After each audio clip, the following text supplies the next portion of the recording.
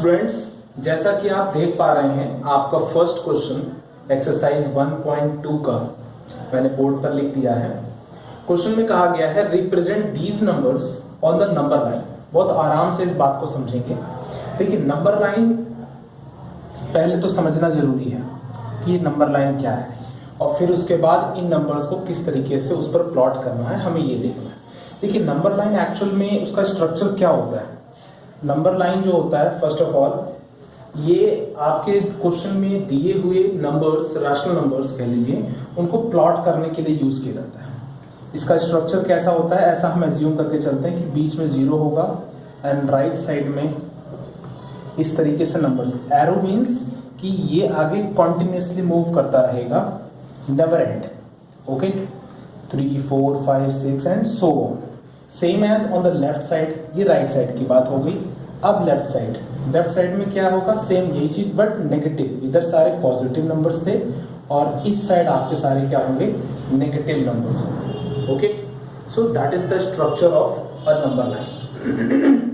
अब number line पर हमें हमेशा एज ए बिल्कुल इजी वैल्यूज तो देंगे नहीं कि भाई आपको 3 दे दिया, 4 दे दिया। भैया आपका लेवल बड़ा है तो ऑब्वियस ही बात है, क्वेश्चन भी तो बड़े होते जाएंगे, टफ होते जाएंगे, थोड़े कॉम्प्लेक्स स्ट्रक्चर के होंगे ताकि पता तो चले कि बच्चे को कितना आता है। सो इस वजह से ये तो सिर्फ एक फॉर्मेट मैंने आपको बता दिया। अब ये जो क्वेश्चंस हमें दिए हुए हैं, फर्स्ट है हमारा 7/4 और सेकंड है -5/6, इसको कैसे प्लॉट करेंगे उसको देखिए। वैसे तो नंबर लाइन पर इन नंबर्स को, अपने गिवन रैशनल नंबर्स को प्लॉट करने के कई तरीके होते हैं, बट उसमें से मैं बहुत सिंपल सा एक मेथड, हालांकि मैं दूसरा मेथड भी आपको बताऊंगा और वो क्यों जरूरत पड़ती है उसकी वो भी बताऊंगा। ठीक है, पहले आपको एक बहुत सिंपल सा फॉर्मेट है। देखिए, आपको क्या करना है, 7/4, this is your question, you will make a number line. ठीक है, अच्छा, पहले तो ये डिसाइड कर लीजिए कि ये चेक कर लीजिए कि ये पॉजिटिव है कि नेगेटिव। ऑब्वियसली अगर यहाँ नेगेटिव का साइन नहीं है, दैट मीन्स कि ये पॉजिटिव है। ओके, पॉजिटिव है तो ये 0 के राइट साइड में मूव करेगा, मीन्स 0 इधर होगा और राइट साइड में ये मूव करेगा। ध्यान रहे, जो स्टूडेंट्स बनाएंगे इसको कॉपी में, स्केल से बिल्कुल साफ सुथरी एक सीधी लाइन खींचेंगे with the help of scale and 1 centimetre का गैप लेंगे अपने हर इस टेक्स्ट के बीच में। यहाँ 0 हो गया, फिर इस तरीके से 2, 3, 4,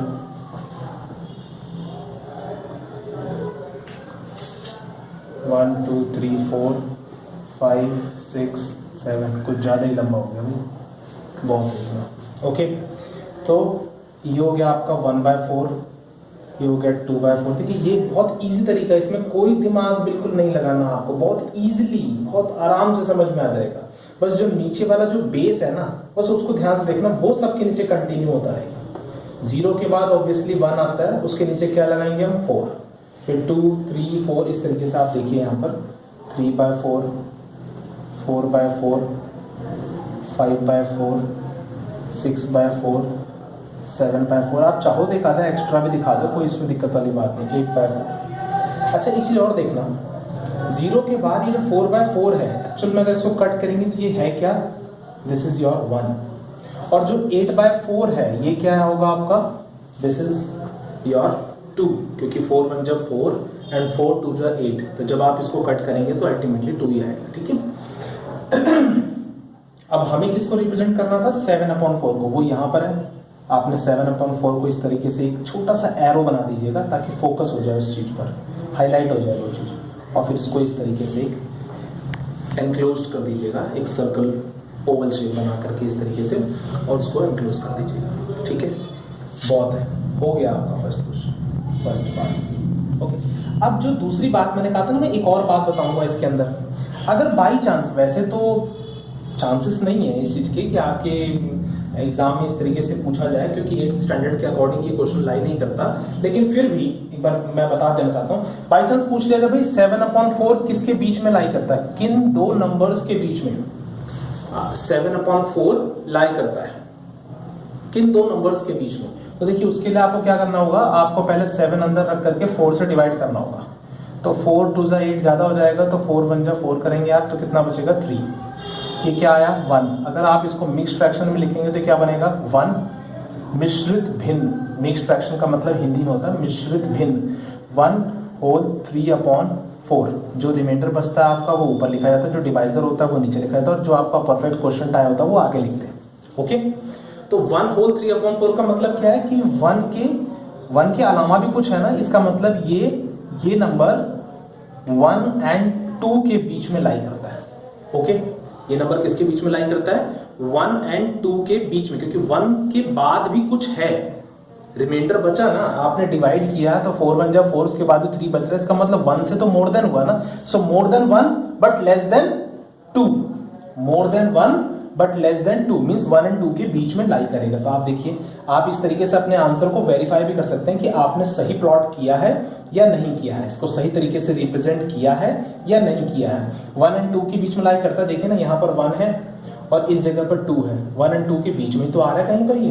तो इट मीन्स आप वेरीफाई भी कर सकते हैं अपने आप को कि मैं सही बना रहा हूं या गलत बना रहा हूं। ओके, अब बात करते हैं अपने सेकंड पार्ट की। इसी तरह ये मैंने आपको सिर्फ एक चेक बता दिया और एक अलग अगर कोई एडिशनल क्वेश्चन आपसे पूछ लेता उसके लिए है, अदरवाइज मेरे अकॉर्डिंग आप अपने एनसीईआरटी के हिसाब से जो आपको स्कूल लेवल है आपका उसके हिसाब से ये ठीक है, बेस्ट है। कोई ज्यादा आपको इसमें कंफ्यूज होने की या बहुत ज्यादा हाइपर मेथड यूज करने की कुछ ऐसा जरूरत नहीं है। ठीक है, ये बहुत सिंपल सा वर्क है। इस तरह इसके सेकंड पार्ट पर आ जाइए, वो है आपका -5/6। अब देखिए यहाँ पर माइनस है specially, so it means that it will be on the left side of the zero. ये जीरो के लेफ्ट साइड में होगा। तो आप इस तरीके से एक नंबर लाइन बना लेंगे पहले। अब आपको जीरो भी दिखाना है भाई, ध्यान रहे। तो यहाँ जीरो हो गया, 1 2 3 4 5 का एक्स्ट्रा ले लें, उससे कोई दिक्कत वाली बात नहीं। -1/6 -2/6 -3/6। मैंने कहा था ना बेस को फॉलो करके चलना है, बेस तो चलेगा सबके नीचे। Okay, -4/6 -5 5/6 and -6/6। और 6/6 का मीन क्या हुआ, मतलब क्या हुआ 1, क्योंकि 6 को 6 से डिवाइड करेंगे तो क्या आएगा 1 आएगा। ओके, अब आपको दिखाना है -5/6। तो आप क्या करेंगे, यहाँ पर एक छोटा सा एक एरो उठाएंगे इस तरीके से और इसको एनक्लोज कर देंगे इस तरीके से।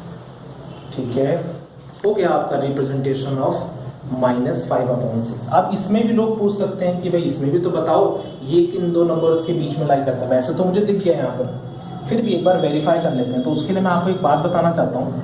देखिए इसमें क्या था, इस वाले में ये, अच्छा एक बात तो पता ना आपको कि इसको न्यूमरेटर कहते हैं और इसको डिनोमिनेटर। ये अंश होता है और ये हर होता है। ऊपर वाले को अंश मीन्स न्यूमरेटर और नीचे वाले को हर मीन्स डिनोमिनेटर कहते हैं आप इसको। ओके, अगर आपका न्यूमरेटर बड़ा था तो आपने डिवाइड कर लिया एंड व्हाटएवर फाइंड आउट कर लिया, लेकिन अभी क्या है यहाँ पर जो आपका जो न्यूमरेटर है वो छोटा है और डिनोमिनेटर बड़ा है। अंश छोटा है और हर बड़ा है। ध्यान रहे, ऐसे सिचुएशन में एक ही बात होती है कि आपका जो गिवन नंबर है वो 0 और 1 के बीच में लाई करेगा, बट लेकिन ये क्या है माइनस, तो इसलिए ये किसके बीच में लाई करेगा 0 एंड -1 के बीच में। ओके, इट मीन्स कि आपका नंबर 0, देखो अगर प्लस का होता तो 0 एंड 1 होता आंसर, लेकिन अगर माइनस है तो इट मीन्स वो 0 एंड -1 के बीच में लाई करेगा। ठीक है, आई होप आपको समझ में आ गया होगा। सो मूव करते हैं अपने नेक्स्ट क्वेश्चन की तरफ। देखिए अगले क्वेश्चन में क्या है, 3 नंबर्स दिए हुए हैं। रिप्रेजेंट दिस, वहां से मैं इतने हिस्से को क्लियर कर देता हूं। -2/11, okay, -5/11 and -9/11 on the number line. 3 numbers हैं और तीनों को एक नंबर लाइन पर हमें दिखाना है। बहुत सिंपल, फिर वही चीज जो मैंने आपको बताया, आप बस उतना ही ध्यान रखिए, ज्यादा की जरूरत नहीं पड़ेगी आपको, इतने से ही आपका काम चल जाएगा और बहुत इजीली। मैं टाइम वेस्ट भी नहीं करना है इसके पीछे। देखिए पहले तो ध्यान रखिएगा ये तीनों क्या है, नेगेटिव। इट मींस ये सारे के सारे कहाँ होंगे, लेफ्ट साइड में होंगे। तो भाई आप पहले तो अपना 0 सिलेक्ट कर लीजिए। ओके, अब उसके बाद नीचे क्या है, बेस 11। तो शुरू हो जाइए अपनी कहानी लेकर। 1 2 3 4 5 6 7 8 9 10 11 12 -1/11 -2/11 -3/11। अच्छा, ऐसा कुछ नहीं है, अगर मैं ऐसे भी लिख दूं तो भी गलत नहीं है, अगर इस तरीके से भी लिख दिया जाए, डोंट वरी, ये तो सिर्फ एक हैबिट है मेरी इस तरीके से लिखने की, तो मैंने लिख दिया। कंफ्यूज नहीं होना भैया कि यहाँ पर मैं इस तरीके से बना रहा हूँ और यहाँ पर ऐसा कुछ नहीं है, एक ही फॉर्मेट लेके चलना है। डिज़ाइन भी मत बनाना भाई प्लीज़, डिज़ाइन बना के टीचर को कंफ्यूज नहीं करना। एक फॉर्मेट पे लो, चाहे आप इस तरीके से लाइन लो, चाहे आप डायरेक्टली बट्टे वाली लाइन लगा लो, कोई दिक्कत नहीं, बट लेकिन एक ही चीज़ लेके चलना।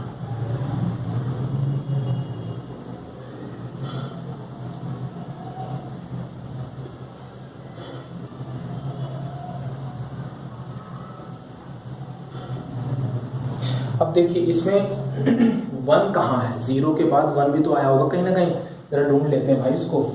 तो ये -11/11 दिख रहा है आपको, 11 1 11 कट होगा तो कितना बचेगा भाई, ये होगा आपका -1। आप ऊपर लिख के दिखा सकते हैं, कोई दिक्कत वाली बात नहीं।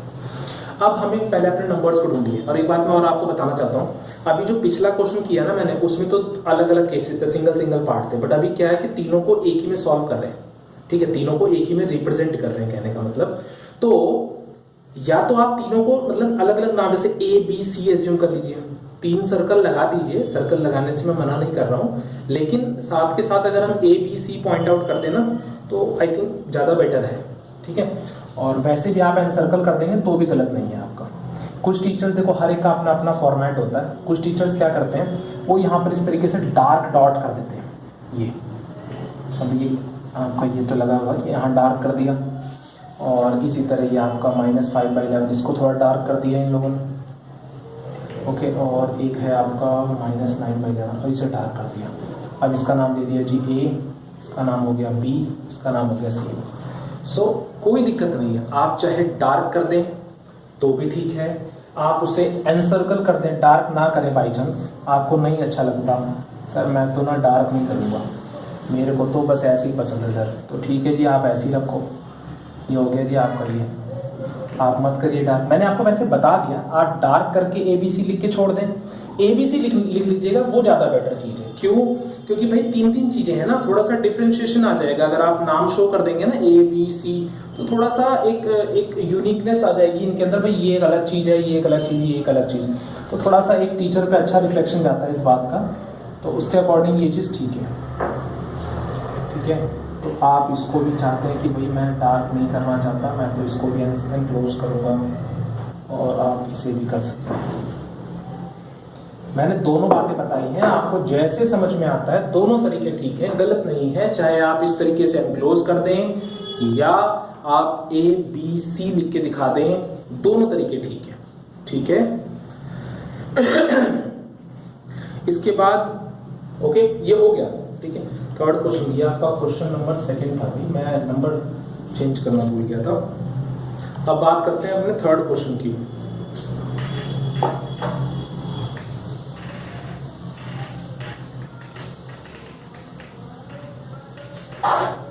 देखिए इसमें थर्ड क्वेश्चन में क्या है, write 5 rational numbers which are smaller than 2। बहुत easy question. Write 5 rational numbers which are smaller than 2, which are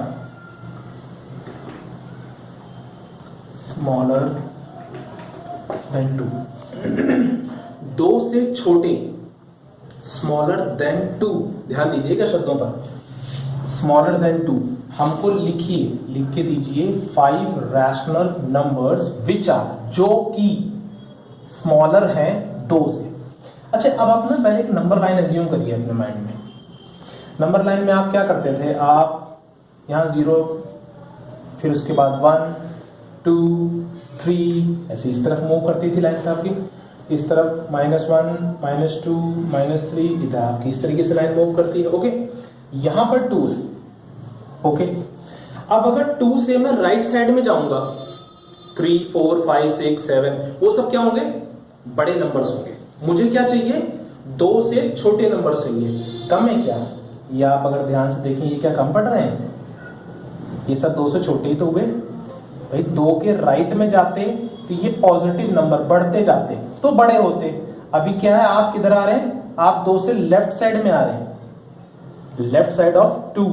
तो 2 के लेफ्ट साइड में जितने भी नंबर्स आएंगे, ये सारे के सारे नंबर्स क्या होंगे? Less than 2, means smaller than 2, कुछ भी कह लीजिए आप, वो सब के सब 2 से छोटे होंगे। तो 2 से छोटा 1 भी है, 2 से छोटा 0 भी है, 2 से छोटा -1 भी है, 2 से छोटा -2 भी है, और 2 से छोटा -3। इस तरीके से सो ऑन। फिलहाल तो इसने हमसे सिर्फ 5 पूछे, हम तो 5 बड़े आराम से लिख सकते हैं। 5 से ज्यादा भी पूछता तो हम इसको और बढ़ाते जाते। अच्छा, इतना ही नहीं, ये तो चलो मान लो एक परफेक्ट नंबर्स थे, आपको क्लियरली दिख गए। इसके अलावा आप देखिए ना, 1 और 2 के बीच में 1.5 होता है। 1.5 को 3/2 कहते हैं, आप वो भी ले सकते हैं। भाई रैशनल नंबर का मतलब बहुत अच्छे से समझा चुका हूं मैं अपनी वीडियोस में, पिछली वीडियोस में। अगर आपने नहीं समझा तो उसको आप समझ लीजिए, ठीक है। और अभी 9th क्लास का एक वीडियो अपलोड करूंगा, उसमें फिर से अभी रैशनल नंबर्स और रियल नंबर्स पर डिस्कशन करना है मुझे, बहुत स्ट्रॉन्ग वाली डिस्कशन। तो आप उसमें फिर दोबारा से भी अच्छे से समझ सकते हैं। ओके, सो 1 और 2 के बीच में 1.5, डेसिमल हटाया, 10 लगा, 5 3 5 2 मीन्स 3/2। ओके, या फिर इसी तरह 1 और 0 के बीच में आ गए तो हाफ।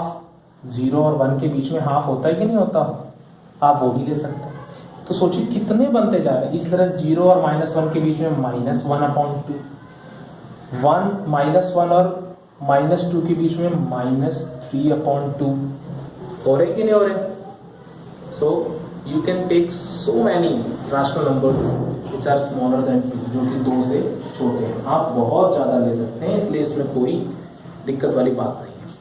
फिर भी आपकी इच्छा पर छोड़ता हूं मैं, आपको जो ठीक लगे आप उसके सोल्यूशन में उस तरीके से अपने हिसाब से नंबर ले सकते हैं। एवरीथिंग इज करेक्ट, गलत कुछ भी नहीं, डोंट वरी, ठीक है।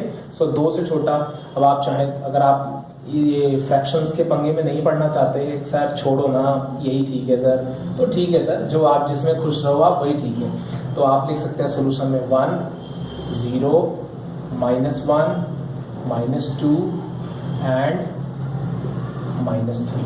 ओके, खुश रहिए बस, ठीक है जी। तो ये आपका हो गया 3rd क्वेश्चन कंप्लीट, जिसमें कहा गया था कि 2 से छोटे 5 रैशनल नंबर्स लिख कर दीजिए। तो आपने कौन कौन से ले लिए? 1 ले लिया, 0 ले लिया, -1 ले लिया, -2 ले लिया आपने, और -3 ले लिया, ठीक है।